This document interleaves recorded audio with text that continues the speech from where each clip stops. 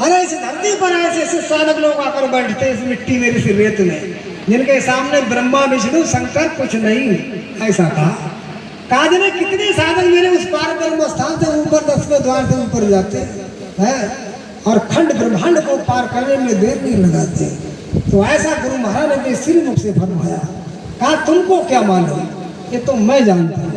तो प्रेमियों, ये बड़ा ये पूर्व दौलत गुरु महाराज ने हमको आपको दी, बड़ी दया कृपा गुरु महाराज ने किया। नहीं हम भी आप पता नहीं कहाँ भटकते होते हैं कि मेरी सतगुरु पकड़ी बाहों नहीं तो मैं बह जाती, मेरी सतगुरु पकड़ी बाहों नहीं तो मैं बह जाती। और ये सतगुरु उपदेश की जब भनक पड़ी मेरे काम, प्रेमियों हर चीज अपने परिवार को मांगती है। देखो पानी जमीन में डालो कहाँ जाएगा बोलो, जमीन के नीचे। अगर जमीन पर पानी डालोगे तो जमीन सूख जाएगी, क्योंकि पानी अपने परिवार को जाना चाह रहा है, क्योंकि पानी का भंडार इस पाताल में है, तो पानी नीचे भाग रहा है। अच्छा आग जलाओ तो किधर भागेगी बोलो, ऊपर, क्योंकि अग्नि की उत्पत्ति सूर्य से हुई है। तो जब आप आग जलाते हो तो उसकी लपट ऊपर भागती है, क्योंकि आग चाहती मैं अपने परिवार में जाकर मिल जाऊंगा। तो हर चीज अपने परिवार में जाना चाहती है, इसलिए काल एजेंट मन है, मन जी को काल का एजेंट है। ये वासनाओं को लाने में बड़ा मतलब खुश रहता है। जीवात्मा सत्पुरुष के अंश है, ये उस अपने निज धाम जाना चाहती है। ये चाहती मुझे कोई ऐसा तत्ववेता ज्ञानी, ऐसा कोई सदगुरु मिले जो मुझे इस मनो शरीर से और इस सूक्ष्म शरीर में और उस कारण शरीर में जाने का रास्ता अवगत कराए। तो जीव आत्मा ये चाहती है, तो इसलिए हर चीज अपने अपने परिवार को जाना चाहती है। मन अब इस पिंड शरीर में क्या हुआ कि मन के वशीभूत है, ये जीवात्मा पर मन का अधिकार हो गया। अब ये मन इस जीवात्मा को नचा रहा है। जैसे बंदर एक डोरी में, वो कलंदर जो होता है वो डोरी में बंदर को बांध लेता है और हर दरवाजे नचाता है और भीख अपने आप खा जाता है। ऐसे ये मन इस जीवात्मा को नचा रहा है कि पैसे के चक्कर में लोग यूक्रेन जा रहे हैं कमाई करने, कहीं साउथ जा रहे हैं, कहीं दुबई जा रहे हैं, कहीं जा रहे हैं, कहीं जा रहे हैं। कौन भगा रहा है? ये मन भगा रहा है कि खूब धन इकट्ठा कर लो, चलो वहाँ चलो वहाँ चलो हैं। और जब आया अंत समय तो वो सब यहाँ का यही रह गया कि जाएंगे तो खाएंगे बहुत जमी धनवान, और जाएंगे तो पाएंगे बहुत जमी धनवान, और ज्यों का त्यों सब रह गया पकड़ ले गया काल, जरा प्रेम से बोलो जय। तो विचार तो ये किया चलो भाई विदेश जाते खूब धन कमा के लाएंगे, लेकिन समय आया तो सब जीव का तो धरा ले गया और काल पकड़ ले गया है। तो इसीलिए प्रेमियों महापुरुष तरह तरह से आपको समझाते हैं कि थोड़ा ऐसा नीचे से ऊपर उठो। देखो प्रेमियों बड़े ध्यान से सुनो, देखो एक कमल होता जानते कमल पानी में? हाँ नहीं जानते हो तो बताएं। एक कमल होता है जिसकी जड़ मालूम कहाँ होती है बोलो? कीचड़ में। कहाँ होती है? कीचड़ में। तो जब तक कमल की जड़ कीचड़ में होती है तब तक किसी को पता नहीं होता या कमल है या नहीं। जब कमल से जब ऊपर के लिए उसमें से ऊपर निकलता है तो वो कीचड़ पार करता है, इसके बाद पानी को पार करता है, और इसके बाद जब ऊपर आता है तो उस पे खिलता है कमल का फूल। क्या खिलता है? कमल का फूल। और जब कमल का फूल खिलता है तो फिर वो काय के काम में आता मालूम आपके लिए? पूजा के काम में। काय में आता है? पूजा के काम में आता वो कमल का फूल। ऐसे ही माताओं बहनों इस संसार रूपी दलदल से जरा अपने को थोड़ा ऊपर उठाओ। कैसे उठाओ? अपनी इंद्रियों को जरा अंतर्मुखी करो, जरा मन पर थोड़ा अंकुश करो, और ये दिव्य योग साधना के द्वारा, नाम योग साधना के द्वारा अभ्यास करो, और अपने को थोड़ा इंद्रियों के घाट से थोड़ा ऊपर उठाओ। देखो यहाँ से ये दोनों भावों से नीचे ये सब पिंड क्षेत्र है। क्या है? पिंड क्षेत्र है। सब गंदा मामला ऐसा ही है। इसमें मन और माया की रसाई है, इसकी प्रधानता यहाँ चल रही है। अब इंद्रियों के जाल में ये मन फंसा हुआ है और मन के बंधन में जीवात्मा फंसी हुई है, तो ये सब नीचे का। तो महापुरुष कहते हैं सब शरीर के द्वारा तुम थोड़ा अभ्यास करो और अभ्यास के द्वारा थोड़ा दोनों भाव से ऊपर, नीचे से थोड़ा ऊपर उठो और उस पानी को थोड़ा पार कर जाओ, तब खिलेगा फूल। क्या खिलेगा? फूल खिलेगा, जिसको कहा है सहस दल कमल। क्या कहा है? सहस दल में हजारों पंखुड़ियों का फूल, जिस पर सारे वो काल भगवान बैठे हुए हैं, संपूर्ण ब्रह्मांड, 3 लोक के मालिक हैं। तब वो खिलेगा फूल, और जब फूल खिल गया तुम्हारे अंदर तो लोग करेंगे तुम्हारी पूजा। क्या करेंगे? पूजा। पूजा इंसान की नहीं होती है, काहे की होती मालूम तुमको? कर्म ही पूजा है। क्या पूजा है? कर्म ही पूजा है। अगर अच्छे कर्म करोगे तो समाज में कीर्ति और यश को पाओगे, और अगर दुराचार बनोगे, पाप अत्याचार करोगे, तो हमेशा आप कहते हैं अब अधोगति को प्राप्त होगे। कोई तुम्हारी प्रशंसा नहीं करेगा, कोई सूरज तक देखना पसंद नहीं करेगा। इसलिए कहा कर्म ही पूजा है। अच्छा कर्म करोगे तो इसलिए कहा है, बड़े ध्यान से सुनो, बोलो जय गुरुदेव। अरे अच्छे कर्म करो मेरे भाई, कर्म करो मत काला, और लाख आँख से देख रहा वो तुम्हें देखने वाला।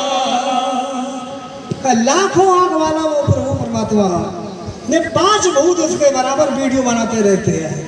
5 भूत क्या? मिट्टी, जल, अग्नि, वायु और आकाश। ये जो आप कर रहे हो रात में चाहे दिन में, जाने में अनजाने में, सब वीडियो आपकी बनती चली जाती है। चाहे दुनिया की नजरों से आप कितना छिपा लो, लेकिन उस परमात्मा से कोई बात छिपने वाली नहीं है। इसलिए मेरे प्यारे भाइयों, ऐसा कर्म करो कि जब तक संसार में रहो तब भी आप प्रशंसा के पात्र बनो, और जब संसार से चले जाओ तो कम से कम लोग इतना तो कहें, हाँ आदमी तो भाई बहुत बढ़िया था। क्यों भाई? आदमी तो अच्छा था, है। इसीलिए कहा है, बोलो जय गुरुदेव। जय गुरुदेव। देखो भाई, गुरु मालिक का नाम लेते रहो, थोड़ी ऊर्जा मिलती रहती है। आज तुम मालिक को भूल जाते तो हम भी नीरस हो जाते हैं। तुम कभी मुसलमानों को मिलाद देखी तुमने? हैं?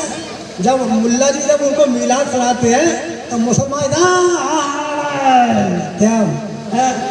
एक साउंड वाले बोले, भाई हम तो तुम्हारे सत्संग बजाते हैं तो हमें इतना डर नहीं लगता, और बोले मुसलमानों को मिलाद जाते हमें डर लगता, मुल्ला कहीं महका नहीं मिल जाए, बोले इतनी जोर से बोलता, और हमारे गुरु वालों को आवाजें नहीं निकलती। अरे गुरु वाले कहते शेर की तरह दौड़ा हो भाई, है?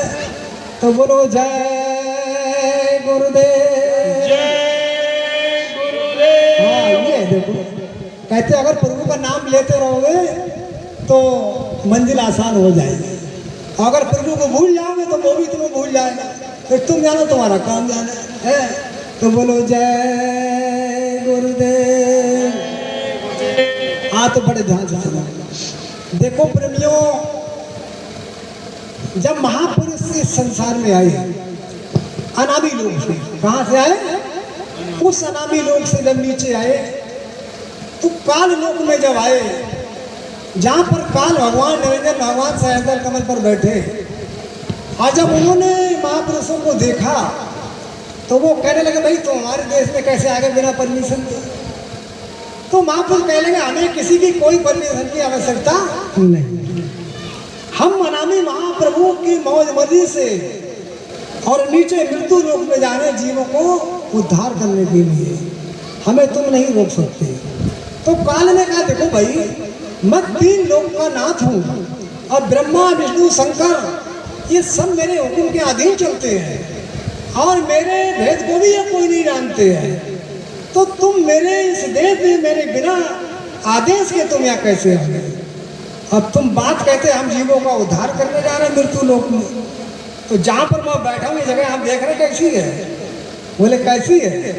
कि जिस रास्ते से जीव जाने का रास्ता है, वहाँ पर देखो मैं मुंह फैलाए बैठा हूँ, नीचे से ऊपर से इधर से उधर से कोई रास्ता है जीवों को निकलने का। जब एक बार अर्जुन भगवान से कहे लगे, प्रभु हमें वो विराट रूप दिखाओ, तो जब कृष्ण भगवान ने विराट रूप दिखाया अर्जुन को, तो पांडव सेना, कौरव सेना सब के सब उनके मुंह में खिंचे चले जा रहे हैं, भगवान के चबते चले जा रहे हैं, नाच खून से हो गए। तो अर्जुन कह रहे प्रभु मेरे शरीर का रोम रोम कांप रहा है, मैं इस भयानक देश को ज्यादा देर नहीं दे सकता हूँ, अरे मुझे वो सतोगुणी रूप दिखाओ। तो भगवान कहने पर सतोगुणी रूप में आए, कहने लगे प्रभु आपकी लीला बड़ी अपरंपार, मैं तो समझ नहीं पाया, कि मैं तो यही कहता रहा कि सखे तो मत्वा प्रसवं यदुक्तम, हे कृष्ण यादव सखेति अज्ञानामयि मानं तवेदं मया प्रमादात् पूर्णेन वापि। अरे प्रभु मैं तो कभी आपसे सखा कह देता था, कभी मित्र कह देता था, कभी रिश्तेदार समझता था, अरे कभी भाई समझता था, अरे प्रभु मैं आपको आज तक समझ ही नहीं पाया आप कौन हो, है आप तो कुल मालिक हो। ऐसे ही हमारे गुरु महाराज हमारे आपके बीच में प्रेमियों, जब संगत बहुत छोटी थी, उधर चले जाओ 70 के पीछे चले जाओ थोड़ा, जब संगत बहुत छोटी थी तो अगायन का कार्यक्रम आता था भंडारे का, तो गुरु महाराज प्रेमियों के साथ साथ काम कराते थे, साथ साथ हल जोतते थे गुरु महाराज। देखो कुटिया में उनका हलफ भी रखा है, रखा नहीं रखा, गुरु महाराज हल जोतते थे। गुरु महाराज ने कहा मैं भोग योगी नहीं, मैं भोग योगी, तो तुम्हारा कमाया हुआ धन मैं खाऊं। गुरु महाराज कहते बच्चों मैं तुम्हारा एक पैसा नहीं खाता, जो तुम सेवा देते हो मैं तुम्हारी व्यवस्था में लगा देता हूँ। मेरे पास 1 बीघा जमीन है, गुरु महाराज कहते थे कि मेरे पास 1 बीघा केवल जमीन। फिर गुरु महाराज कहते पक्का, कौन सा बीघा?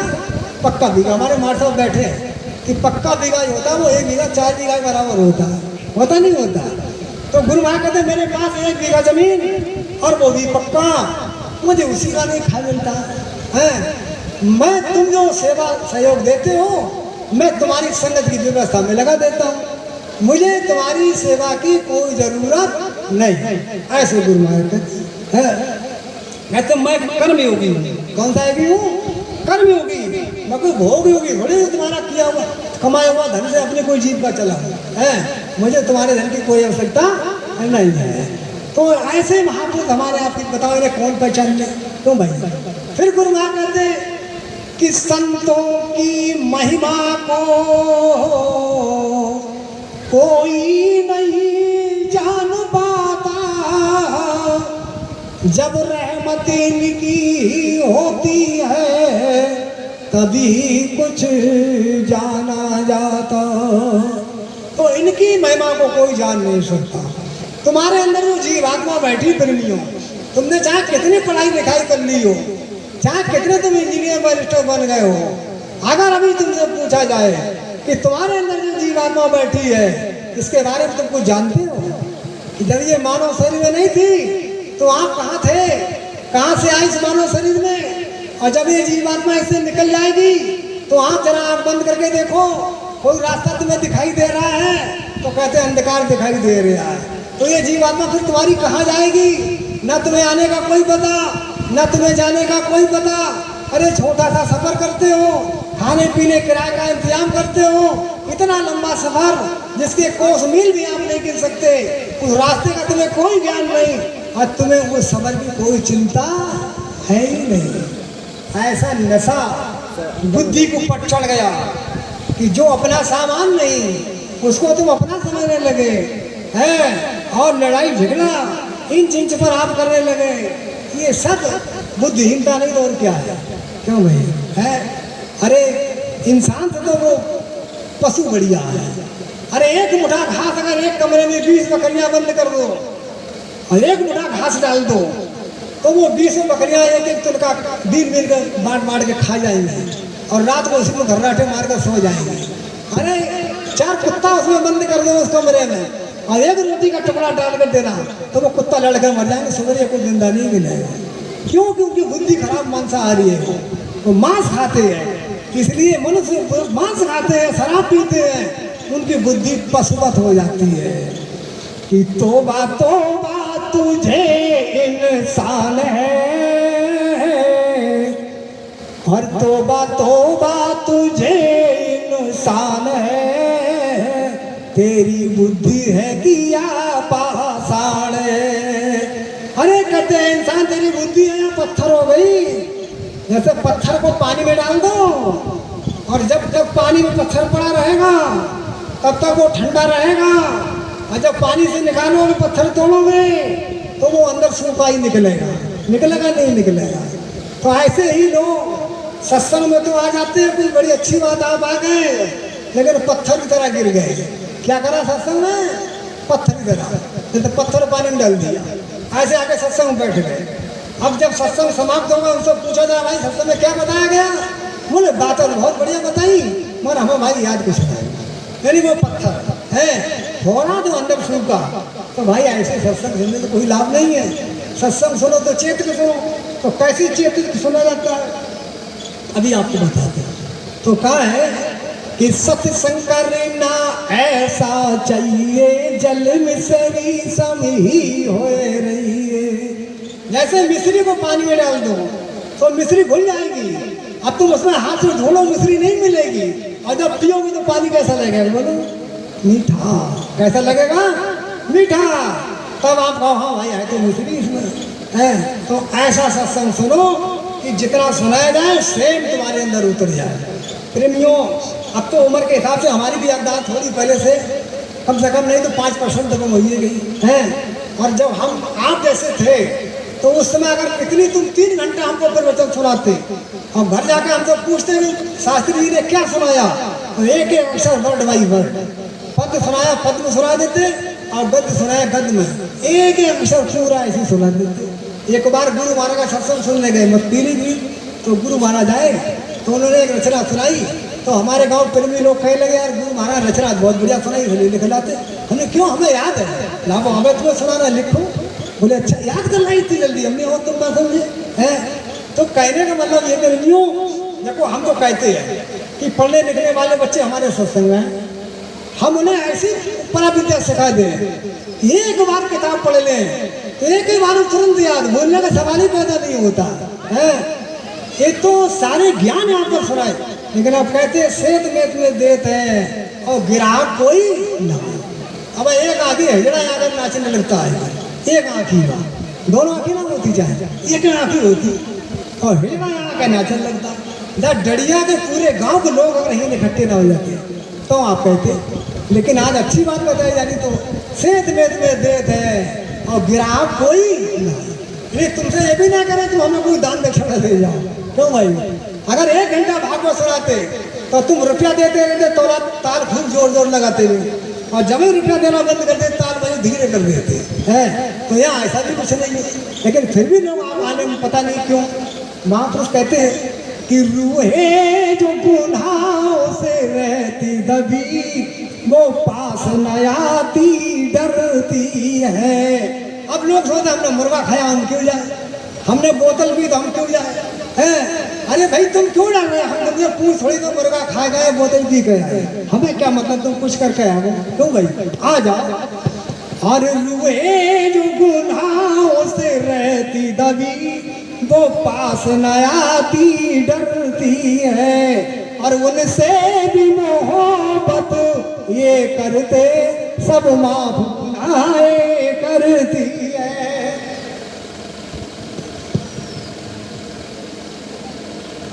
तो प्रेमियों,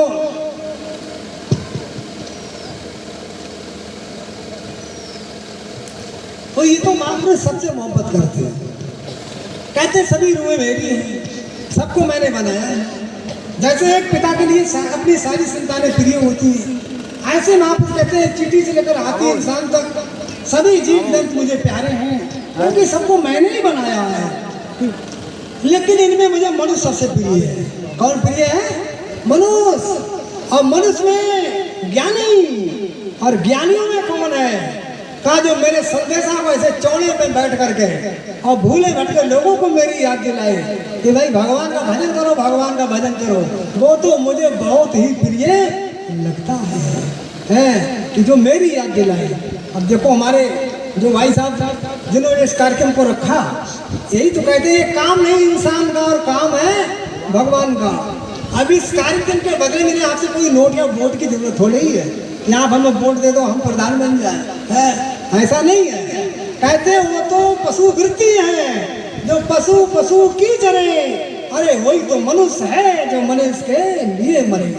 कहते जो अपने लिए करते रहते जीवन भर, अरे वो तो पशु भी अपना पेट भरते रहते हैं, लेकिन श्रेष्ठ तो वही माना जाता है जो दूसरों के लिए भी कुछ करे। क्यों भाई? तो देखो ये आजकल क्यों होता, तो बोलो जाएगा।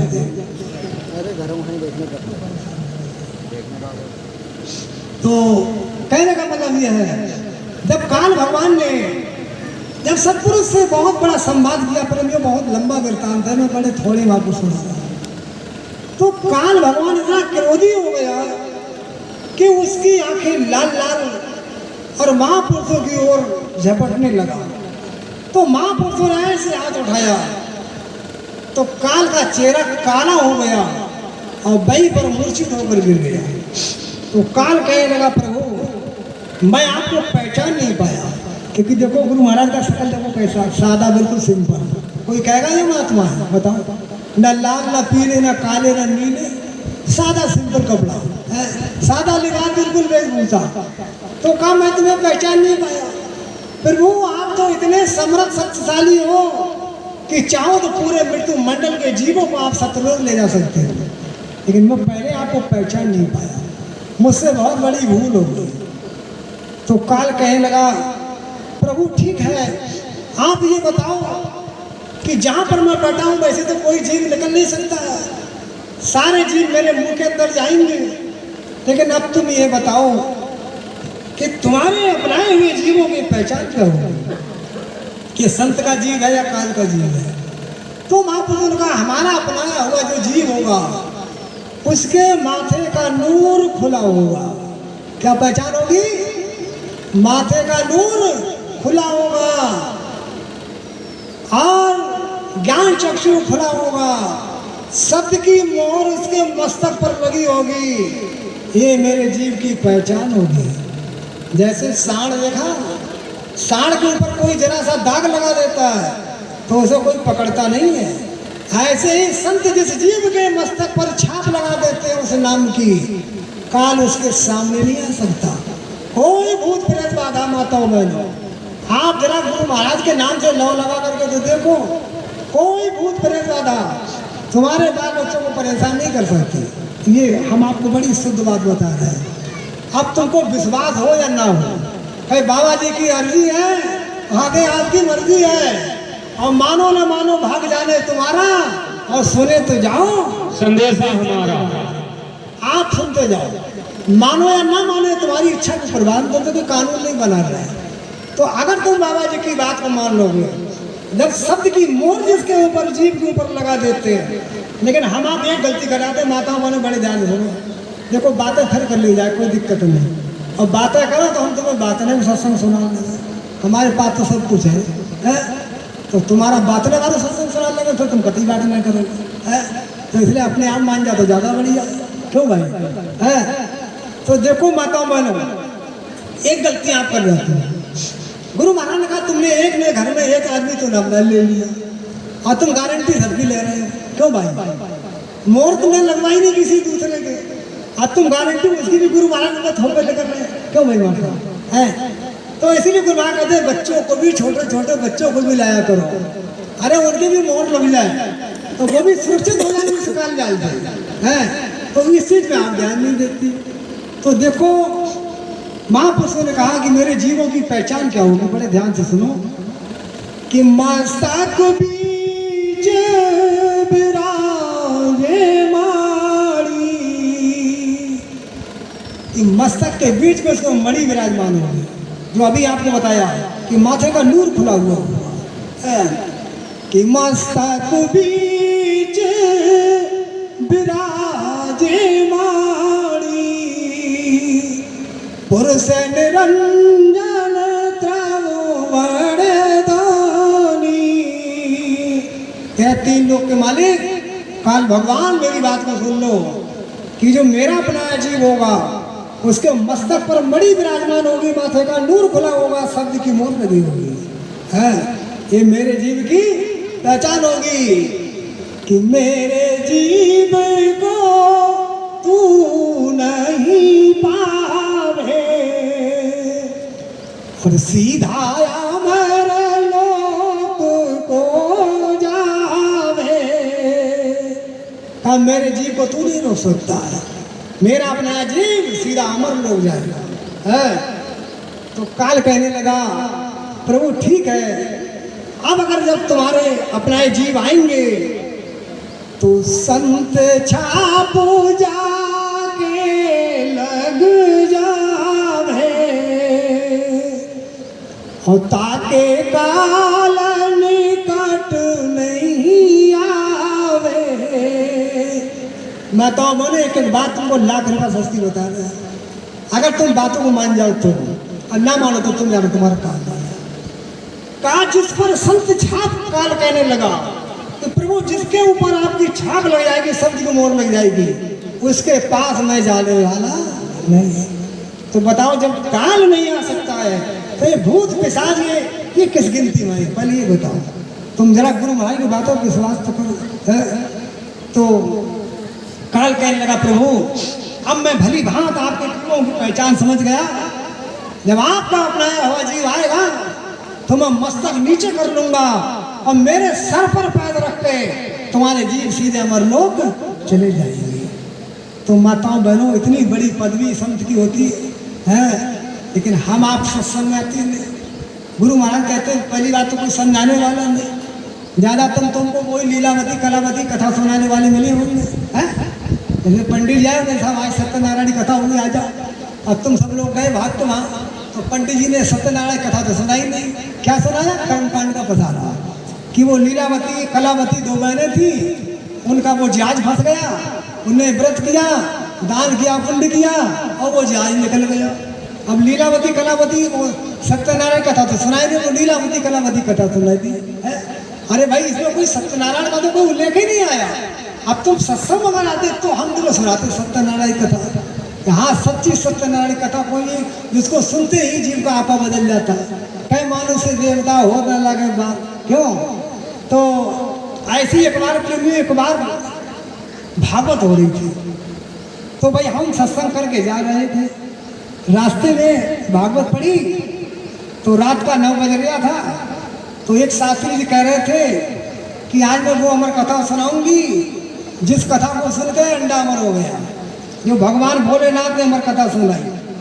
और अगर किसी को कोई शंका हो तो मुझसे प्रश्न करें।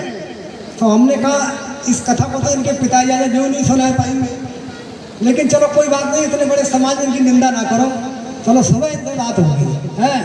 अब जब सवेरा हुआ तो हम भाई शास्त्री जी के पास गए। हमें वो कौन सी भाई लता शास्त्री हम तो जानते नहीं। बोले क्या बात? हमने वो शाम में अमर कथा सुना रही थी और कह रही हमको किसी को शंका हो तो हमसे प्रश्न करें। भाई हमको थोड़ी शंका है, हमारी शंका का वो समाधान कर दे। अब वो तो ऐसे हाथ जोड़ने लगी। अरे भाई हम इस कथा को क्या जाने, हम तो पेट की चपेट में फिर रहे। जैसे एक दिन कल्याणपुर में भागवत हो रही, अब वो देवीदास मिल गए, हम जा रहे इधर सत्संग करने। बोले भैया अरे कहाँ जा रहे हैं? सत्संग जा रहे हैं। अरे बोले वो हमारे यहाँ वो शास्त्री जी आए भागवत वो सुनाते हैं, जरूर तुम्हारी मुलाकात करा दे। हमें पता कौन से शास्त्री? अरे हमें मत ले चलो। बोलना चलो। अब गए शास्त्री हमारे पैर से बोले अरे देवीदास कह लगे भाई हमने इन्हीं से तो सीखी, वहाँ मत जाओ। बोले हमने क्या सुनाएंगे? अरे हमने इन्हीं से सब सीखा भाई। तो कहने का मतलब ये है जिन्हें कितने भागवत वाले आते तुम्हारे सत्संग में और बाद में हमसे संपर्क करते, कहते भाई हमें अपनी रचना दिखवा दो जरा, तुम्हारी रचना बहुत अच्छी है। हम कहते तुम अपनी रचनाओं को ले जाकर इनसे पैसा पैदा करोगे क्यों भाई, और हम तुम मुफ्त में सुना रहे। तो कहने का मतलब है कि तुम जरा थोड़ा चेत जाओ, है थोड़ा चेत जाओ, सत्संग में आना जाना सीख लो और सत्संग की बातों को अपने अंदर उतारो।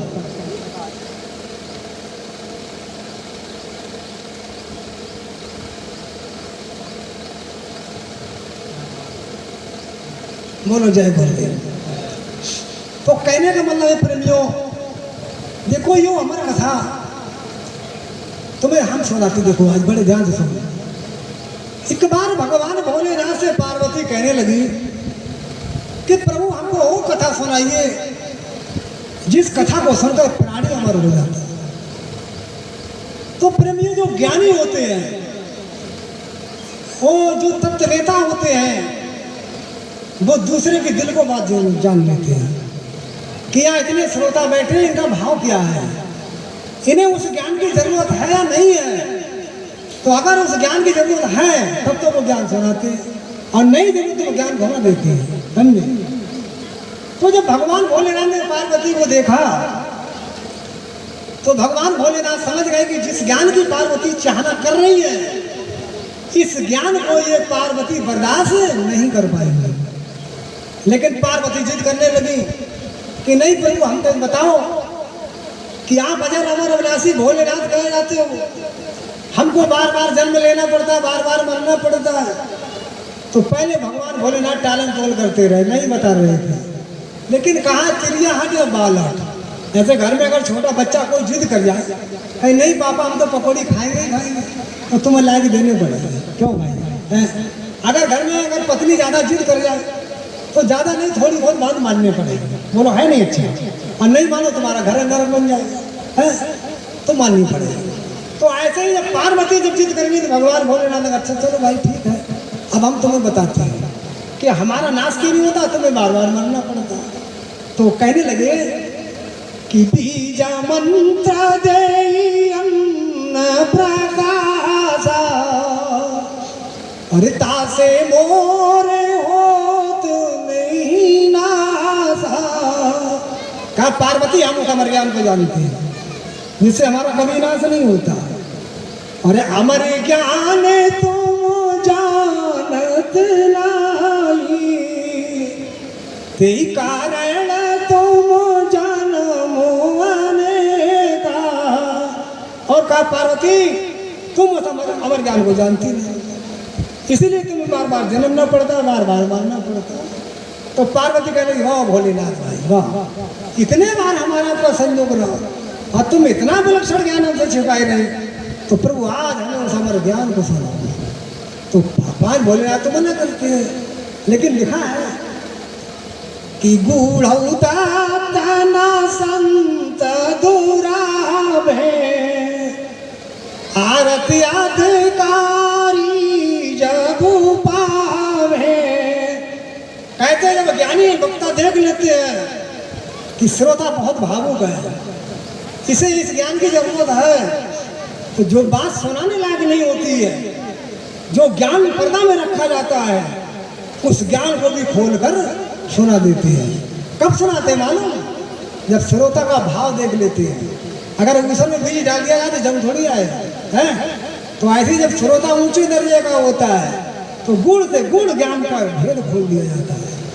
तो भगवान भोलेनाथ पार्वती से कहने लगे अच्छा पार्वती अब तुम जरा साधन पर बैठो और अब हम तुम्हें उस अमर कथा को सुनाने जा रहे हैं। तो जब पार्वती जब ध्यान पर बैठी और भगवान भोलेनाथ ने जब अंदर का उनका दरवाजा खोला तो ऐसे ऊपर से वो स्वर्ग वैकुंठ की मर्यादा की सुगंधी। हाथ देखो प्रेमियों बड़े ध्यान से सुनो। अच्छा सुनिए भैया शांत से देखो माता बहन, जब साधक उस ध्यान मुद्रा में लीन होते हैं तो गुरु महाराज कहते थे कि एक दो आंखें शरीर की, एक आंख जीवात्मा की, तो कितनी आंख? तीन आंख। दो नाक शरीर की, एक नाक जीवात्मा की, तो कितनी नाक? तीन कान। और दो कान शरीर के, एक कान जीवात्मा का, तो कितने कान? तीन कान।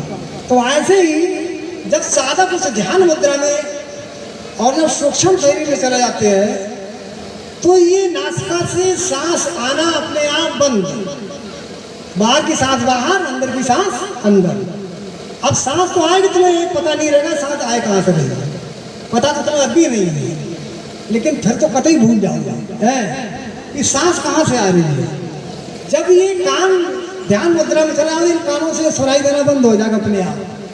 जैसे आप नींद में सोते हो तो कोई तुम्हारे पास बैठ कर बात करता रहे लेकिन कान में तुम्हारी आवाज़ नहीं आती है, या आती है बोलो है, तो ये कान इधर से आवाज़ बंद हो जाएगी और उधर की आवाज़ शुरू हो जाएगी।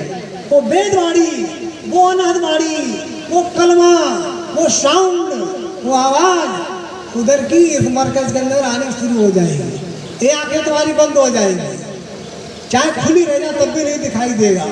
बहुत से लोग ऐसे होते जब रात में जब सोते हैं तो उनकी आंखें खुली रह जाती हैं। अब उनसे तो पूछना क्या तुमको दिखाई दे रहा है? तो कुछ नहीं दिखाई दे रहा, हम तो सो रहे थे। इन्हें आँख तो खुली लेकिन दिखाई नहीं दे रहा है। ऐसे ही जब साधक जब उसे ध्यान मुद्रा में जाते हैं तो ये आंखें चाहे खुली रह जाए चाहे बंद रह जाए, इनसे कोई फर्क नहीं पड़ता। इन आंखों से दिखाई देना अपने आप बंद हो जाएगा। ऊपर का जो दिव्य प्रकाश है, जो ज्योति स्वरूप है, जो लाइट है, वो अपने आप दिखाई देने लगता है। नासिका से सांस आना बंद, वो ऊपर की मलियागिर की सुगंधी, जिस सुगंधी के आधार पर स्वर्ग और वैकुंठ में वो देवी और देवता वहाँ आहार करते हैं, तो उसी सुगंधी के आधार पर ये साधक लीन हो जाते हैं। ये रोटी खाए ना खाए कोई कमजोरी आने वाली नहीं, समझे। तो इस प्रकार से जब पार्वती का अंतर घाट खोला तो मलियागिर की सुगंधी जब आई, वो जिसको अमृत कह दिया जाए तब भी नहीं बनता, वो वेद बाड़ी अनंत बाड़ी और वो अमृत वो जिब्बा पर, तो वो तो हो गई मुग्ध। क्या हो गई? मुग्ध हो गई। पार्वती अंतर ध्यान हो गई तो पता ही नहीं रहेगा कथा कहाँ चल रही है, कुछ नहीं पता रह गया है। सो गई उस आनंद के डोर में। जब सो गई तो वो कहीं अंडे ने कथा सुन लिया। वो कथा सुनानी नहीं थी, वो तो निरक्षर ज्ञान। देखो जय गुरुदेव नाम किसका? अरे भाई जय गुरुदेव नाम किसका? प्रभु का। प्रभु का। तो प्रभु जिस भाषा में बोलते हैं वो भाषा ना उर्दू है, ना हिंदी है, ना अंग्रेजी है, ना फारसी है, ना संस्कृत है। वो भाषा कौन सी है? निरक्षर। कौन सी भाषा है? निरक्षर भाषा, अनलिखित ज्ञान। जो पार्वती को सुनाया गया उसको लिखकर बता भी नहीं सकती थी, क्योंकि वो ज्ञान अक्षर में था ही नहीं, वो ज्ञान केवल अनुभव में था। काय में था? अनुभव में था। जैसे तुमको अगर कोई मिठाई खिलाई जाए और तुमसे कोई पूछे मिठाई कितनी मीठी है, तो उनको कोई डिग्री थोड़ा ही है। क्यों भाई? यही तो बहुत मीठी बहुत लग रही भाई, मीठी लग रही, ये नहीं पता पाओ कितनी मीठी लग रही। तो ऐसे वो ये ज्ञान है। तो गुरु महाराज बताते हैं कि आता मुसुखी की क्या कहूँ महिमा, अरे जिन्हीं परापत तिन्हीं जाना। कहते मैं उस सुख की क्या महिमा तुम्हें सुनाऊं, वो तो जिन्होंने उस सुख को प्राप्त किया उसकी महिमा बहुत जानते हैं। इसलिए माता बहनों, हो बेटा, अच्छा माता बहनों, संसार में व्यक्ति एक बार जन्म लेते हैं और वो मर जाते हैं। सारे जीव जंतु एक बार जन्म लेते हैं और वो मर जाते हैं। लेकिन ये मानव शरीर एक जन्म में दो जन्म, एक जन्म में दो जन्म। एक जन्म तो वो कि जब तक आप इन दोनों आंखों के चक्कर में दुनियादारी फंसेंगे, और जिस दिन तुम्हारी आंखें बंद होकर तीसरी आंख का ज्ञान खोला तो उस दिन तुम्हारा हो गया दूसरा जन्म। कौन सा जन्म हो गया? दूसरा जन्म हो गया।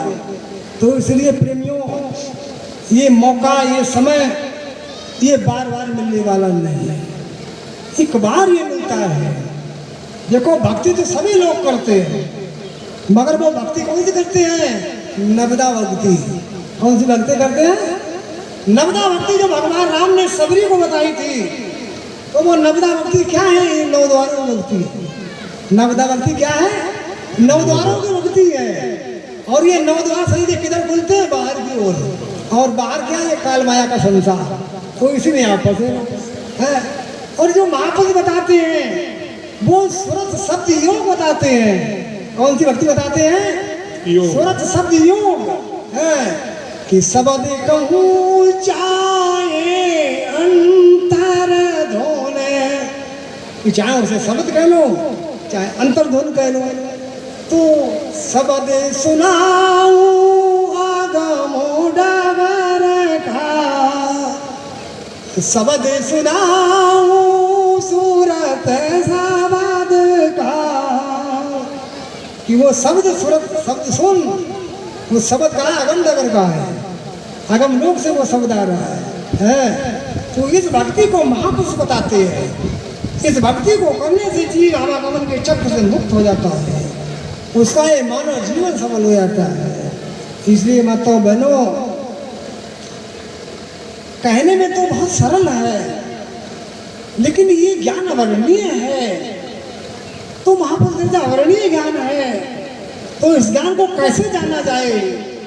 तो बताया है कि अनुभव से ये जाना जाई। ये ज्ञान कैसे जाना जाता है? अनुभव के द्वारा। अनुभव, अभ्यास करो, सत्संग बताया जाए वैसा करो कि अनुभव से ये जाना जाई और बिना में हर अनुभव नहीं होई। जब तक दया मेरे गुरु महाराज नहीं होगी तब तक अनुभव होने वाला नहीं। तुमको मथुरा नाम ना लिया, काम हो गया, ये तुम्हारी बहुत बड़ी भूल है। एक बार हम इधर गए लखीमपुर की तरफ सत्संग करने, तो कुछ प्रेमी लोग मिले, तो हमने कहा मथुरा कब से नहीं गए? बोले मथुरा तो भाई हम 10 साल से नहीं गए। हमने कब जाओगे? बोले गुरु महाराज आ जाएंगे मथुरा तब जाएंगे। हमने थोड़ा तो मर गए तो फिर क्या करोगे? पता है तुम्हें कब तक जियोगे दुनिया में?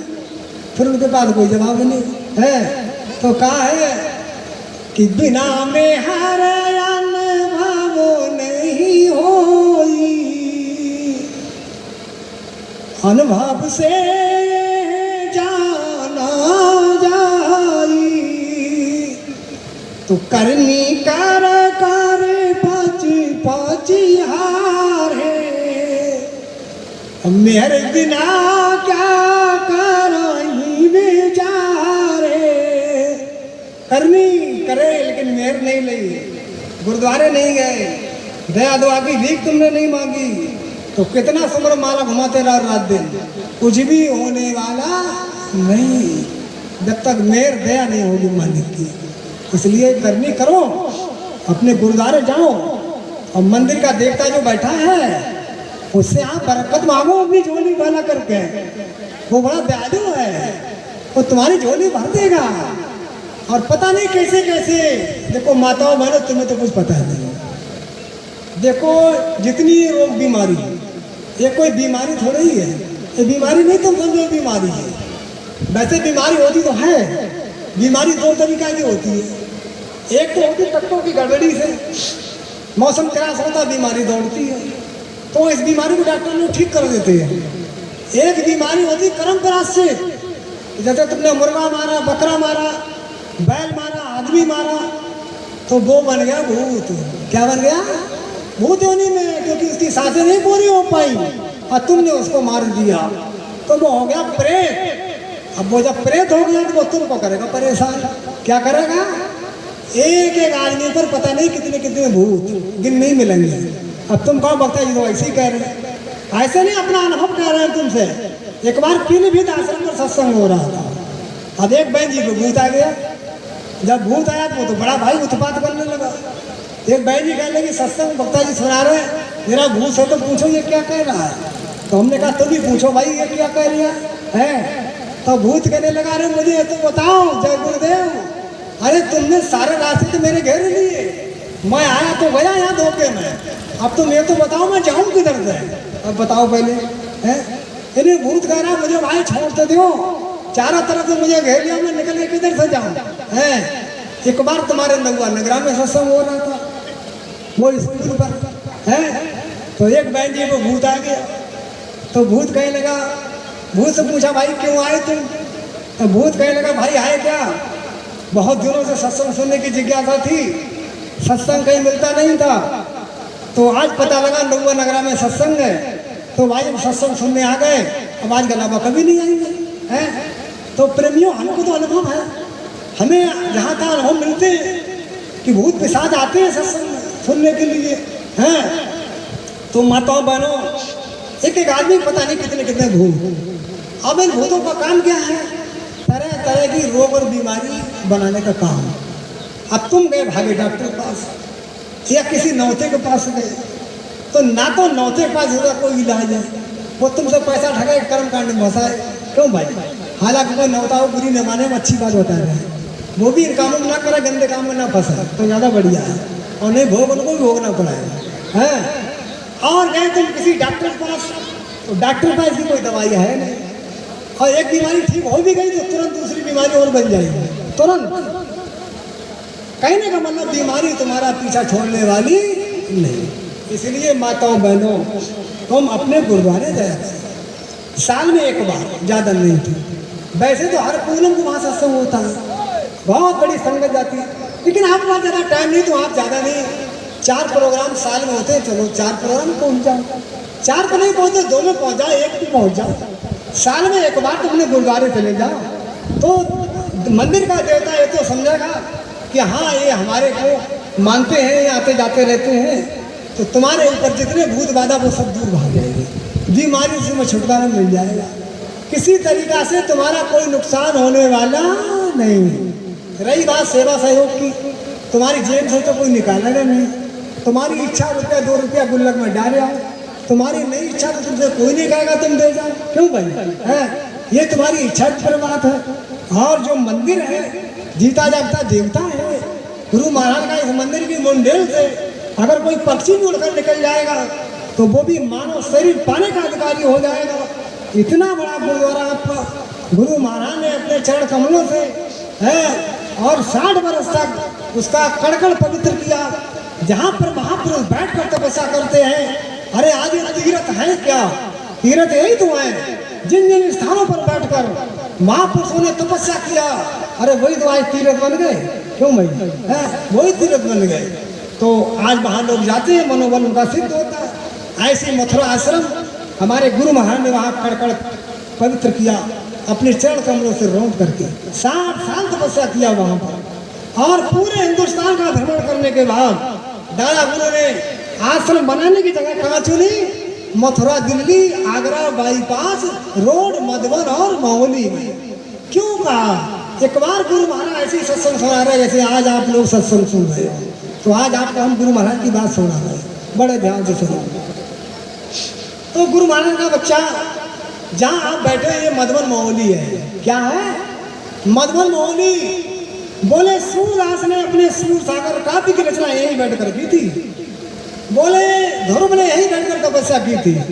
दो ध्रुव टीला पर लोग जाते हैं, पहले किसी गुरु भाई पता नहीं था यहाँ ध्रुव जी ने तपस्या करी, क्योंकि हम आप लोग 1 दिन के लिए 2 दिन के लिए गए, तुम्हें क्या पता यहाँ क्या है क्या नहीं है। तो गुरु महाराज का बच्चा ध्रुव ने यहीं पर बैठकर तपस्या की थी।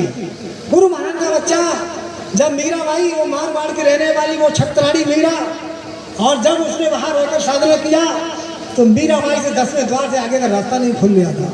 मीरा रात दिन रोती थी, उसका इतिहास उठा के देखो, हम तो आपको उसका सुना नहीं रहे ना, तुम भी रोने लगे हैं। तो मीरा रात भर रोती थी, बहुत रोई मीरा, कहते मीरा तुमने नैना गंवाए रो रोए है, रात दिन मीरा रोती थी, लेकिन 10वें द्वार से आगे का रास्ता मीराबाई से नहीं खुला। तो मीराबाई को चाहे सपन में समझ लो, चाहे जैसे समझ लो, वो इस मथुरा की तरफ आई और रैदास गुरु मिले और उन्होंने उनको नामदान दिया। फिर मीराबाई का जब अंदर की साधना शुरू हुई तो मीराबाई ने कहा, मीरा खा के खलक सर प्यारा, कि मैंने उस राजपाट पर धूल डाल दिया, अब मुझे उस राजपाट से कोई लेना देना नहीं, ना मेरा कोई कुटुंबी है ना मेरा कोई परिवारी है, अब मेरे माता है तो पिता है तो मेरे गुरु महाराज है। और मीराबाई वही मथुरा वृंदावन में रह करके अपनी साधना करने लगी। देखो आज मीराबाई का नाम अमर हो गया। तो गुरु महाराज का बच्चा मीराबाई ने यही बैठकर तपस्या किया था। बोले भगवान कृष्ण यही मधुबन महोली में यही गाय चराते थे, यही तो मधुबन महोली है। बोले यही से तो 84 कोस की यात्रा शुरू होती है, यही भगवान कृष्ण अपनी गाय चराते थे। बताओ। फिर दूसरी बात देखो, एक बार एक रसखान कवि, सुना नहीं सुना रसखान का नाम? रसखान, अब ये तो हम सिद्ध नहीं कर सकते हिंदू थे या मुसलमान थे, और वैसे लोग कहते हैं रसखान जो थे वो मुसलमान थे जाति के। तो एक बार रसखान जब मथुरा गए तो कृष्ण के जन्मभूमि पर गए और रसखान कहने लगे, अरे भाई वो भगवान कृष्ण का दर्शन करने के लिए मैं आया हूँ, अरे मुझे भगवान कृष्ण का दर्शन करा दो। तो वहाँ के लोग कहने लगे, तुम्हें नहीं मालूम भगवान कृष्ण को शरीर छोड़े आए लगभग 5000 वर्ष हो गए लगभग, अब भगवान कृष्ण कहाँ रखे? अरे बोले कोई उनका चिन्ह हो तो मुझे वही दिखा दो। तो कहा अब तो उनकी एक कमली काली और वो लकड़ी रखी है गाय चराने वाली, वो लाठी और वो काली कमली। अरे बोले उस लाठी काली कमली को क्या तुम मामूली चीज समझ रहे हो? तो रसखान में वहां पर एक रचना बन रही है, क्या कियाला कुटियार कावरिया पार राज त्यों पूरा होता चारो आठाऊ से दान मोने दको सोक नंद की गाय चराई दिसारो। जिसको तुम लाठी और कमरी कह रहे हो, अगर तुम ये लाठी कृष्ण भगवान की और कमली मुझे अगर दे दो तो तीनों लोगों का राज और आठों सिद्धि और नवनिधि सबको मैं इसमें निछावर कर सकता हूँ। कहानी का है। और हमारे गुरु महाराज के बिल्कुल ओरिजिनल चिन्ह वहां रखे मंदिर में, लेकिन फिर भी हम वहां जाने से कतरे आते हैं। बोले है फिर कहा है कि मानुष हो तो बसहु ब्रज गोकुल गाँव के ग्वार, जो खागा हो तो बसेरो करो लेत कालिंदी कूला कदम की डारन। अरे जो पास हो तो कहा बस मेरो चरौने तनंदा की देना मजार, और पाहा न हो तो बही गिरी खोजो करो पूरा छात्रा पुरंदर धारण।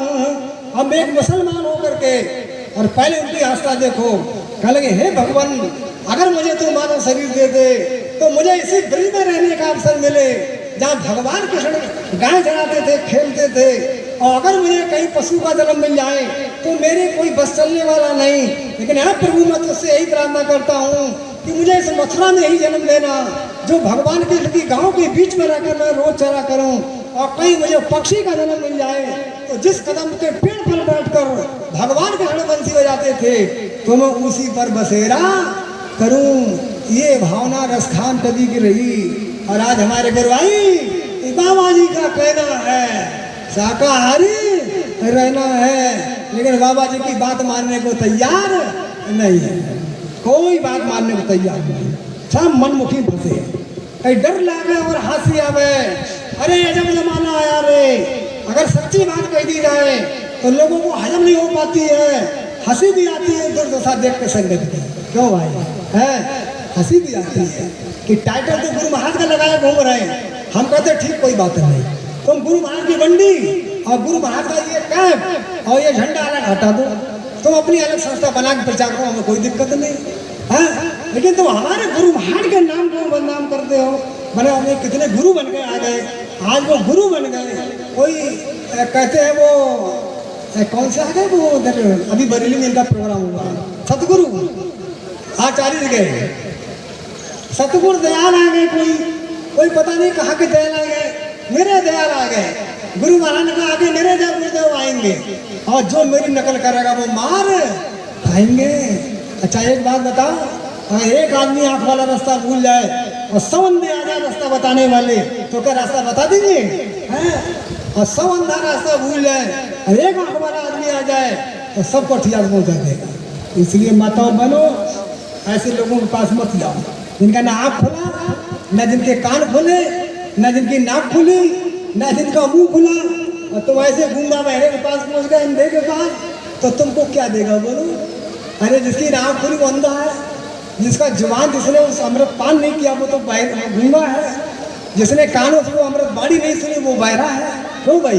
तो ऐसे अंधे गूंगों के पास जाने से तुमको कोई लाभ मिलने वाला नहीं है। गुरु महाराज कहते थे कि घर पहुँचे संत अधूरे ढिंग तो वो क्या तुम्हें बताएगा, सबसे पहले गुरु दक्षिणा में सुलभा की चिल्लाम गाएगा। तो अधूरे गुरु के पास जाओ तो क्या करेगा? सुलभा तुम्हारे पैसा दक्षिणा लोगे और सुलभा तुम्हारे बाल बच्चों को पिलाएगा, तुम्हारी जनरेशन को बेकार कर देगा, है तुम्हारे बच्चों को बिगाड़ेगा और तुम्हारा ही धन गह जाएगा। इसलिए ऐसे के पास जाने से कोई लाभ नहीं है। आप माताओं बहनों वैसे अपने घर की किसी का काम करो, मेहनत से, और अगर तुम्हारे पास समय मिल जाए और तुम्हारे घर वाले तुमको मना न करें तो तुम थोड़ा समय सत्संग की चर्चा में दे दिया, समझे? बातें तो बहुत है लेकिन अब ये सत्संग का थोड़ा टाइम थोड़ा अभाव पड़ जाता है, क्योंकि अब भागवत वाले आते वो तो 7-7 दिन सुनाते रहते। अब हमारा तो करीब 7 घंटे का भी नहीं होता, कोई 1 घंटा 1.5 घंटा 2 घंटा। अब इतनी देर में हमने 72 से गुरु महाराज से सत्संग सुना माताओं बहनों, और इतनी देर में तुम कहा 1 घंटा हमको सब कुछ सुना दो। तो ये तो संभव नहीं हो सकता है। ऐसी ऐसी बात गुरु महाराज ने बताई कि अगर एक बात उनकी हम मान लें तब भी इसी बात में 84 में जाने का सवाल ही पैदा नहीं होता। इसलिए देखो, पतिव्रता का एक पति होता है और वैश्याओं के अनेकों पति होते हैं। तो ये संत मत, ये पतिव्रता धर्म है। अगर इसमें तुमने अपने गुरु को छोड़कर और किसी दूसरे ढोंगी पोंगी अगर रास्ता लगा दी तो तुम्हारी गुरुभक्ति खत्म, तुम्हारी गुरुभक्ति खत्म। तो कहा है कि हर रूठे तो ठौर है और गुर रूठे नहीं ठौर, और कबीर बेनर अंध है जो गुरु को कहते और कहीं भगवान नाराज हो जाए कोई बात नहीं, भगवान तुमने वैसे भी आज तक नहीं देखा होगा, लेकिन अगर गुरु नाराज हो गया तो कहीं ठिकाना लगने वाला नहीं। इसलिए प्रेमियों, अभी तो पता नहीं कितने और जय गुरुदेव आएंगे। हमारे खमड़िया में जय गुरुदेव आएंगे चौमासे। सोची जेब में पैसा नहीं ना खर्च करो, कोई ढोंग बनाओ है। तो एक लगड़े बाबा आ गए, टान उनकी ही है ना, कहीं जय जय गुरुदेव आएंगे।